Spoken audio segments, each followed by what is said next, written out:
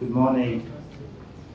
On behalf of the United Nations family and ECA in particular, I would like first once again to thank the government and the people of Niger for hosting this forum. This is a particular important stage in our calendar year where we bring multi-stakeholders to discuss the state of implementation of the SDGs and the Agenda 2063 in the context of Africa. And this year we are analyzing progress on 4-5 important SDGs, which are interlinked: water, energy, infrastructure, and sustainable industrialization, and urban settlements, and the means to implement it through partnerships.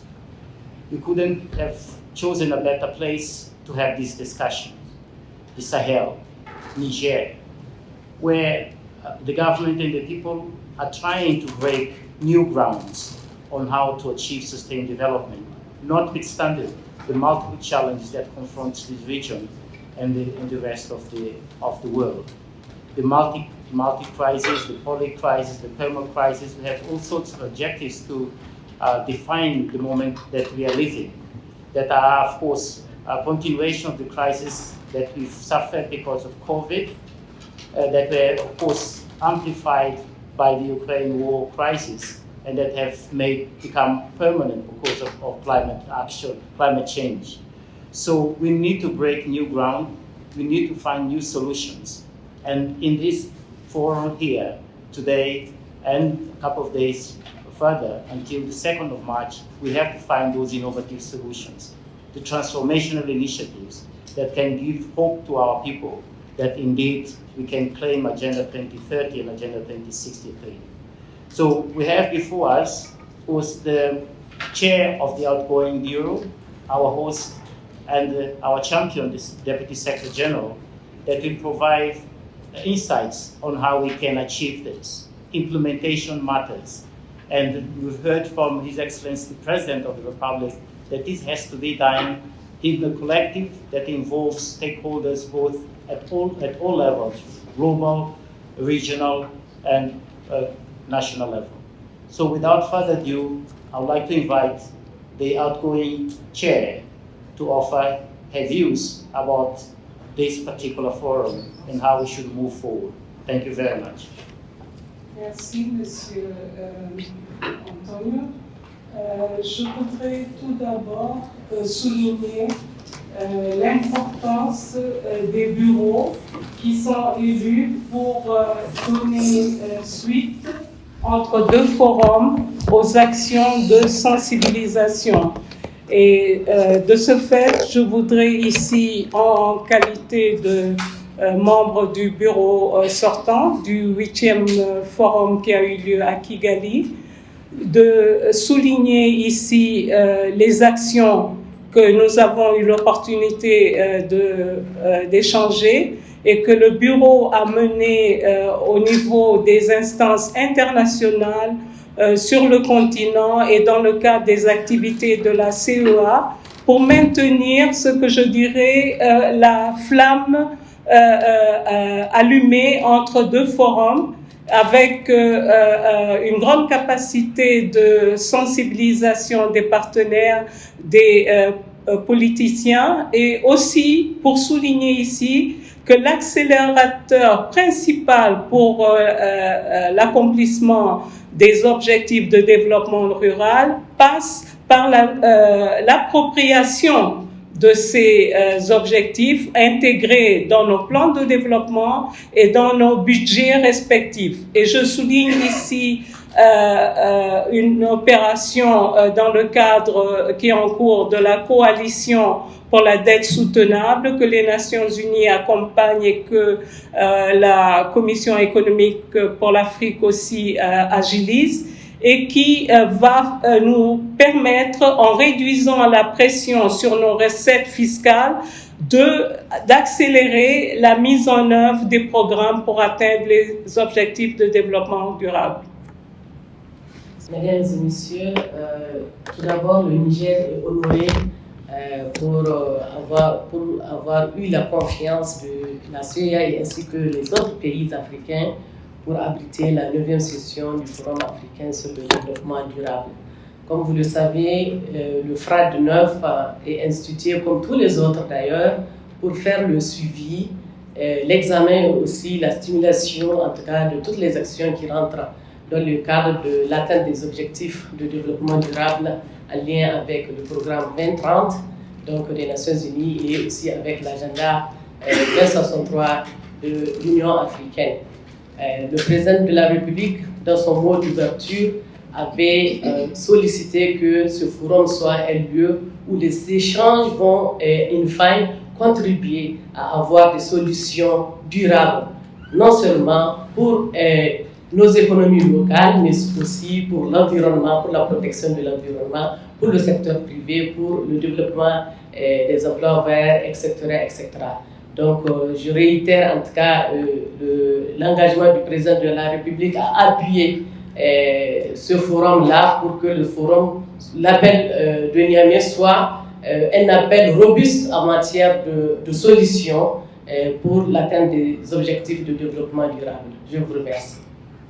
Ladies and gentlemen, it's good to see so many women here today. Don't underestimate that you have a podium with 3 women and 1 man who's looking like an endangered species, but it's okay.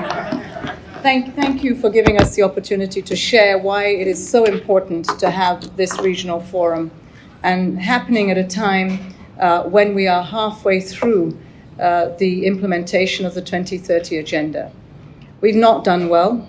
We've given reasons for why we are off track from the socioeconomic impacts of COVID to, of course, the climate crisis, and more recently, the impacts of the war in Ukraine.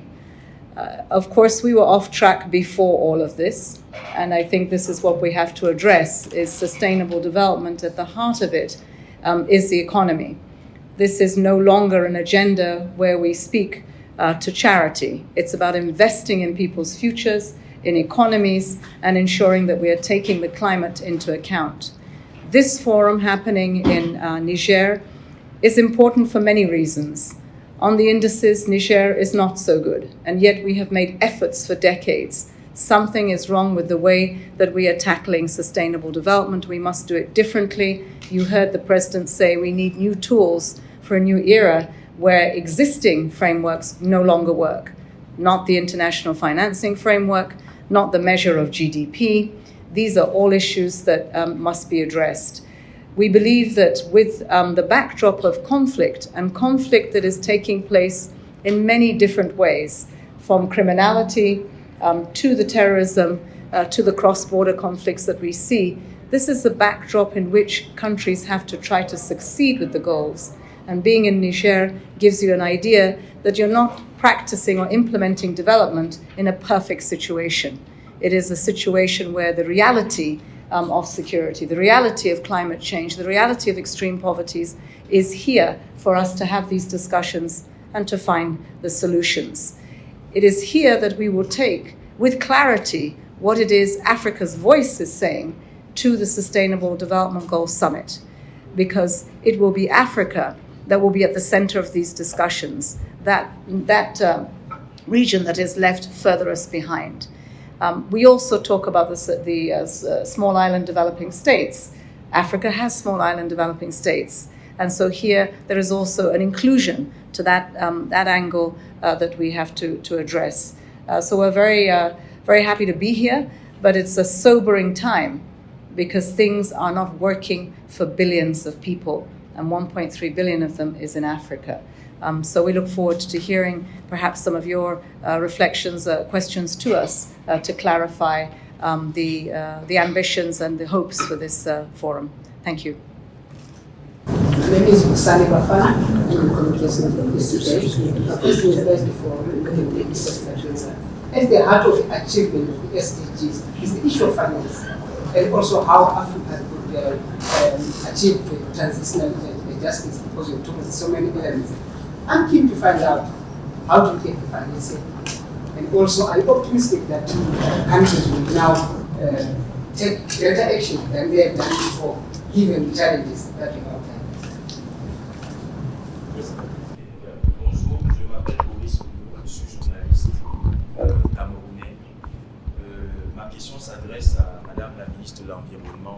Niger. J'aimerais savoir si, à l'issue de ce forum, elle a des attentes spécifiques vis-à-vis de son pays qu'elle aimerait voir ressortir dans la déclaration qui va sanctionner les travaux. Merci. Tu commences? Moi? Ok, merci beaucoup pour votre question. Et je voudrais effectivement dire que le Niger a une attente, c'est celle de la prise en compte effectivement des attentes, si je peux le dire, des besoins spécifiques du Niger en matière d'atteinte du développement durable. Comme vous le savez, Madame Amina l'a dit dans son discours, il y a beaucoup de sommes astronomiques qui sont en train d'être dépensées dans divers secteurs qui devraient contribuer à l'atteinte des objectifs. Mais quand on voit dans la pratique, ce n'est pas ça. Quelque part, il faudrait que les échanges ici puissent aboutir à dire qu'est-ce qui ne va pas jusque-là. Et aussi faire des propositions concrètes. C'est dans ce sens-là que le président de la République avait appelé à ce qu'il y ait des propositions de solutions, mais vraiment appropriées. Mais vraiment appropriées parce que, comme vous le savez, en Afrique, nous avons nos particularités, nous avons nos propres besoins, chacun avec ses réalités, et il faudrait que ces solutions-là soient axées effectivement aux besoins propres de l'Afrique dans l'atteinte des objectifs. Aujourd'hui, si je prends le Niger, comme vous le savez, le Niger fait partie de la commission climat, par exemple, pour la région du Sahel, avec son fonds climat qui vient d'être adopté. Nous pensons que l'opérationnalisation, par exemple, de ce fonds-là en matière d'environnement pourrait permettre de façon significative à mobiliser les fonds pour tous les projets nationaux et même intra-nationaux pour apporter des solutions concrètes qui sont véritablement réelles à nos États. Et donc, je pense que l'appel du Niamey va être non seulement aussi la prise en compte des besoins spécifiques du Niger, mais aussi de tous les autres pays africains qu'on pourrait donc amener à un autre plus haut niveau, par exemple le sommet qui se tiendra en mars, dans les messages clés qui vont être délivrés à la fin de ce forum. Merci. Thank you very much. The questions on finance and partnerships. I think first and foremost, we have a new narrative for Africa, which is not about projects that deal with that deal with an end result, the symptoms, but actually look for the root causes. So, for instance, we learned from COVID, it was not good enough to have a vaccine program in our countries. It is absolutely imperative that we have vaccine production on the continent so that we're not left without vaccines when a crisis hits. So first things first, this is about Africa determining what its investments are needed for its development, and not a dictate that comes from elsewhere, taking ownership of that pathway. And the African Union is very clear about this in Agenda 2063, more explicit about it when it has the Continental Free Trade Agreement and many other initiatives that you heard this morning. What is the big challenge? The big challenge, of course, is financing. We have to deal with illicit financial flows. We have to deal with more accountability and governance in the extractives, two of which are major leakages in the continent of Africa. How do we deal with this? The strongest and most sustainable way for a country to ensure its people are access basic health, basic education, basic services and rights is that their domestic resource mobilization is strong and is able to carry the year in, week in, month in expenditures. But to do that, you need to grow the economy, and we need to invest in infrastructure. We need to invest in base load on energy. And so the transitions for food systems, for energy, for education, all of this must come from investments. Those investments today are not accessible to Africa. And that's why we talk about the international financial architecture having to change, because it, quite frankly, as the Secretary General has said, is morally bankrupt. It does not serve those that need it most. Even with the best of a financial fundamental in your macroeconomy, you are not getting access to credit at the same rates with some that have worse fundamentals in the north of our world. For instance, in Europe, you are still able to access credit at 1% and 2%. In Africa, 8%, 9%, 10%. This is unacceptable. And that has to change. In the same way, when we talk about the issuance of SDRs, the SDRs come where we own less and get much less than other countries do. But SDRs are available for us to use in crisis times, and especially in Africa, where the crisis is not born in Africa. It impacts Africa. And so the flexibility to have emergency clauses that allow SDRs to be used for us at a greater scale and in time need to be in place. Third, we have inflation because of the war in Ukraine on many of the issues that have affected Europe. That has created inflation. That inflation has taken its toll on the interest rates for which countries have to pay their debt. It's absolutely impossible. We have over 20 countries in Africa that are on debt row. And for this, we must have a flexible and more robust debt framework and debt mechanisms to allow us to deal with that.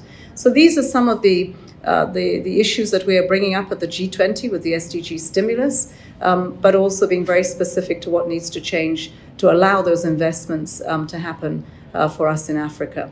If we're talking about tools, more or less, it is the use of existing tools in a different approach. So when you see us address the carbon markets, you see us address the tools around green and blue bonds, the bond market, it's how do we scale that up for Africa and pipelines of projects that are waiting to be funded.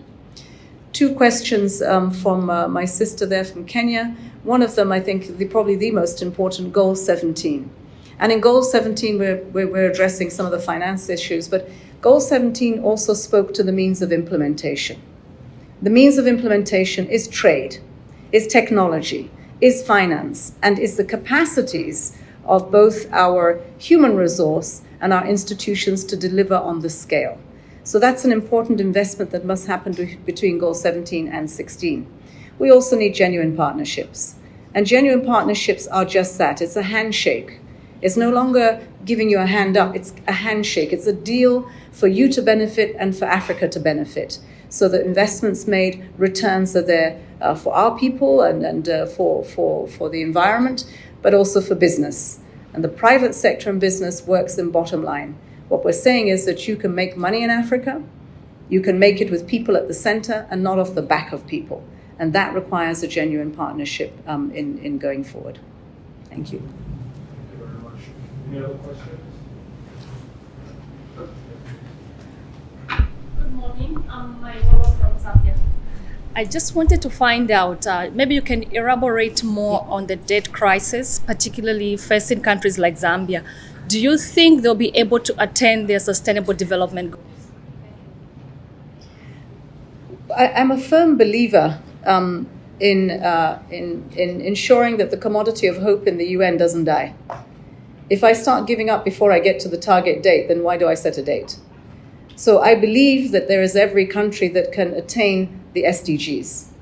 But the stocktake that we have in September has to determine how big a lift it will take for Zambia, for Niger, for Cameroon to reach the SDGs. And that's what we want to hear from our countries in this forum, is what are those issues that you are falling behind the most? ECA has done its research, it's done its mapping, but there must be ownership in countries to take this forward. In the case of Zambia, you do have leadership that is taking ownership. And these are the kind of governments, Niger, Zambia, Rwanda. We are seeing many governments now say, okay, nothing is coming from all the promises and meetings we go to. Now we are determined to take the leadership. This is what we need, and these are the negotiations that we will have. So I think there's a better chance today at achieving the SDGs, even though it's like climbing Mount Everest. It's a big climb, it's a big lift, and it needs some parts of our international system to change. It needs business to take more risk. It needs business in Africa to grow.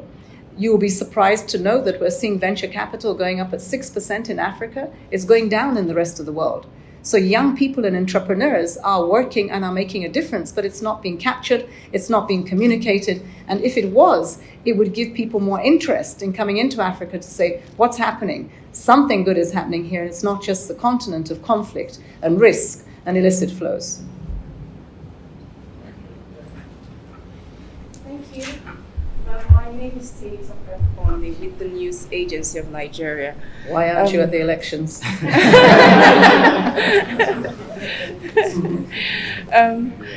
My question is, the role of the governments in implementing policies that would achieve the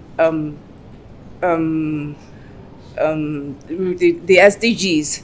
So what advice would you give them to the government? Would you give the government to put in policies in place to achieve the SDGs? Thank you. I don't think we are the ones to advise governments. Leaders come to a platform because they make promises to their people. And so therefore they know what it is that they would like to achieve, where their focus is on education here, on decentralization, so at the local level you're dealing with food systems. So I believe that countries and governments know where it is they want to go. But the capacities sometimes to actualize these policies and some of the targets that they set for themselves require that partnership. For us in the United Nations, we have a huge footprint on the ground. It's led by resident coordinators. It's more organized today than it has ever been. It also has the support of regional institutions. So I think we need to get the teams together, to the point of my sister from Kenya, to put a team together that will provide the partnerships to convene what it is that we need to help a country move forward. But it needs to be with the leadership and the clarity of where a government wants to go. If I look across the 54 countries, I would say the majority of them know exactly where they want to go. They are conflicted by many constraints that they have that are reality. Some are external, some are regional and cross-border, and some are internal. Within that, how can we help to find those pathways out of it? This meeting that's convened by the UN and very much supported by the AU tries to find concrete actions that can be taken, partners that can be engaged with. So if we come out of here, and for instance, we have an energy transition that Africa is looking toward, it must engage with the common free trade area agreement and the number of issues that it have to be attended to. So less silos, more ownership and direction, and for us to roll up our sleeves. You know, maybe there are less meetings and more smaller ones in country on how we get things done. Thank you very much. I don't see any other questions. Hello. Yeah. How off are we to the road of achieving the SDGs? Say that again. How off are we to the road of achieving the SDGs? That's not a question that if anyone can answer, because every country is at a different space. What I will say is that we need to rescue them right now. It's in a mode that you need to rescue them. So it's not impossible, but it's really tough. This is not something that you can just do at a casual pace. It requires scale. It requires a sense of urgency. So if I'm going to the World Bank and I am drawing down on disbursements for an energy transition or for food systems transformations, it cannot take me 2 years to have a team come out and evaluate it before it gets to the point of disbursement. We have to find ways in our institutions to act much more quickly. And then we have to come together so that we are. Let me give you an example, because the President talked about water. As my experience as a minister in a cabinet, every single sector has a water budget. I need water for my education, I need water for my health, I need water for the food systems. We are saying that the water sector needs to aggregate all the water needs of the country, that health and education and the agri sector get that water. That's an efficiency gain that can then be used for education, that then says to industry, what sort of skill sets do you want me to produce? It's not just basic education. It's also education that will connect me to the digital world, but also provide the skill sets for the next generation to connect with markets and to be able to have a job that has dignity. Thank you very much. I don't know if Your Excellency had last few comments. C'est bon? Okay, merci. Thank you. That's okay? That's all you. Somebody pick up.